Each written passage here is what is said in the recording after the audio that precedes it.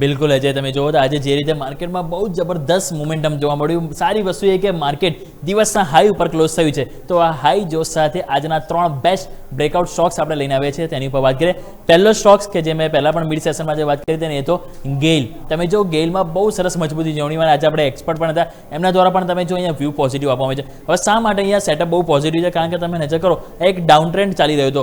માર્ચથી એપ્રિલ સુધી ઘટાડો આવ્યો, એપ્રિલથી મે સુધી રિકવરી આવી, પરંતુ અહીંયા એક રેઝિસ્ટન્સ એરિયા હતો જે તો 165 આજુબાજુ, રાઈટ? 165, 168 કે ત્યાંથી વારંવાર સ્ટોક્સ નીચે આવતો, પરંતુ આ ફેરી ક્લોઝિંગ 168 ની ઉપર આવ્યું છે.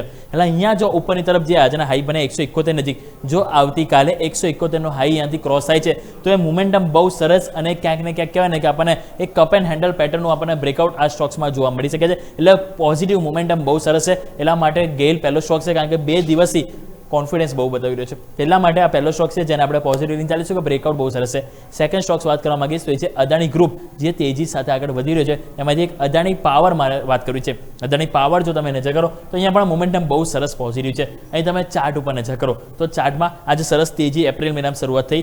150 રૂપિયા તમે જો સ્ટોક્સમાં આપણને 200 ની ઉપર 230 રૂપિયા ગયો, પછી ત્યાં કન્સોલિડેટ થયો ચાર્જીસ, પછી ઘટાડો આવ્યો, પછી ફરીથી એક કન્સોલિડેશન થયા બાદ ફરીથી એક તેજીનો કોન્ફિડન્સ બતાવ્યો. અને આજના દિવસની કેન્ડલ તમે જુઓ તો એક full body candle, fully single ફિંગ કેન્ડલ બની છે.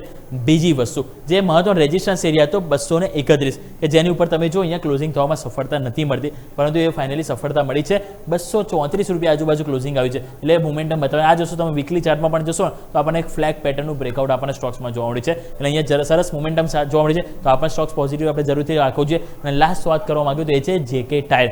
જેકે ટાયર આજે તમે જો ઓવરઓલ ટાયર સેક્ટર બધા સરસ મજબૂતીમાં હતા, અપોલો ટાયર, જેકે ટાયર, પણ એમાં જે જેકે ટાયરમાં તમે જો આજે બાઉન્સ બેક બહુ સરસ છે. કારણ કે આખો મે મહિનો તમે જો સ્ટોક્સમાં એક ડિક્લાઇનિંગ હતું, સતત 10 ડેમાં નીચે સ્ટોક્સ લાલ નિશાનમાં બંધ થતો હતો, લોઅર લો બનાવતો હતો, પરંતુ છેલ્લા 4-5 ટ્રેડિંગ સેશન તમે જો મલ્ટિપલ ઇનસાઇડ બાર બન્યા.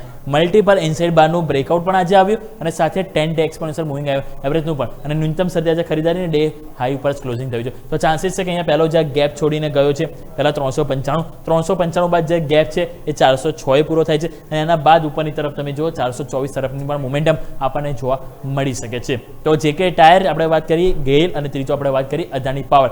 3 સ્ટોક્સ છે કે જેમાં ટેકનિકલી બ્રેકઆઉટ બહુ સરસ જોવા મળે છે. તો મોમેન્ટમ આગળ પણ એક પોસિબલ છે કે એક્શન પોઝિટિવ સાઈડ જોવા મળી શકે છે. આ 3 સ્ટોક છે કે જેની ઉપર તમારે ધ્યાન જરૂરથી રાખવું જોઈએ. ઓકે, તો 3 breakout stock Adani power, GAIL અને ખાસ કરીને જેકે ટાયર, 3 સ્ટોક કાલ માટે ફોકસમાં રહેશે. તો યુમિક માહિતી માટે ખૂબ ખૂબ આભાર. તો કાલે ઇન્ટરેસ્ટિંગ સ્ટેશન તો છે, એક્સપાયરીનો દિવસ છે, પણ આ 3 સ્ટોક મોમેન્ટમ ખાસ કરીને આપી શકે છે.